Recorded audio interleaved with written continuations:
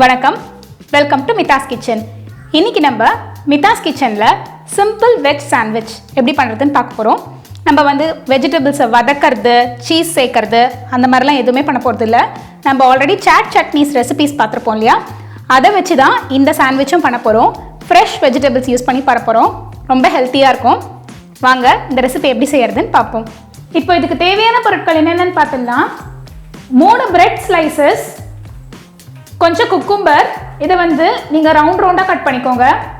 அதே மாதிரி வெங்காயமும் ரவுண்டாக கட் பண்ணிக்கோங்க. ஒரு அரை வெங்காயம் எடுத்துக்கோங்க. அதே மாதிரி அரை தக்காளி ரவுண்டாக கட் பண்ணிக்கோங்க. ஒரு உருளைக்கிழங்கு இதே மாதிரி ரவுண்டாக கட் பண்ணிக்கோங்க.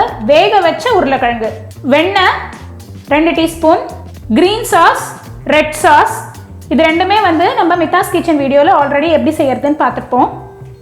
மிளகுத்தூள் 1/4 டீஸ்பூன், சாட் மசாலா 1 டீஸ்பூன். இப்போ இந்த சாண்ட்விச்சில் நான் 4 விதமான வெஜிடபிள்ஸ் தான் எடுத்துட்டுருக்கேன். நீங்கள் வேணும்னா இது கூட பாயில்டு பீட்ரூட், பாயில்டு கேரட் அதெல்லாம் கூட வச்சு கொடுக்கலாம்.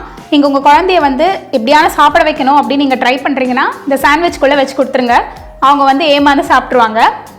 இப்போ இந்த சாண்ட்விச் நம்ம செய்ய ஆரம்பிச்சிடலாம். இப்போ ஃபஸ்ட்டு இந்த ப்ரெட்டை நம்ம 4 பக்கமும் கட் பண்ணிடலாம்.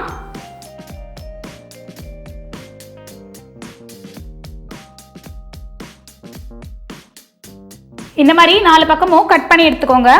இப்போ ஃபஸ்ட்டு ஒரு ப்ரெட்டில் நம்ம வெண்ணெய் தடவிக்கலாம்.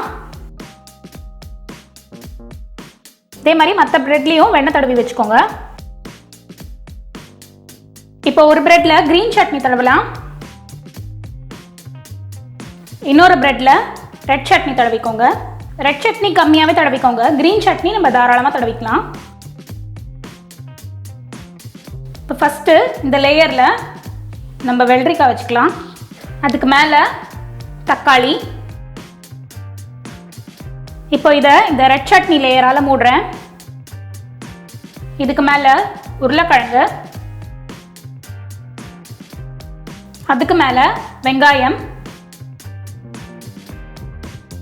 திருப்பி இந்த பிரெட் மேலே க்ரீன் சட்னி தடவிக்கோங்க. இது மேலே கொஞ்சம் பெப்பரும் சாட் மசாலாவும் போட்டுக்கோங்க. போட்டுட்டு இதை மூடிடுங்க. இப்போ 4 பக்கமும் நம்ம கெச்சப் வச்சிடலாம். அதுக்கப்புறம் இப்படி ஒரு டூத் பிக்கால் எல்லா பக்கத்தையும் குத்தி விட்டுருங்க.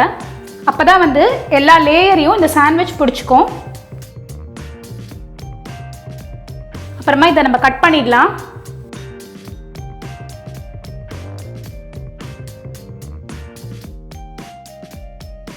இங்கே பாருங்கள், நம்மளோட சூப்பரான லேயர்ட் சாண்ட்விச் ரெடி ஆகிடுது.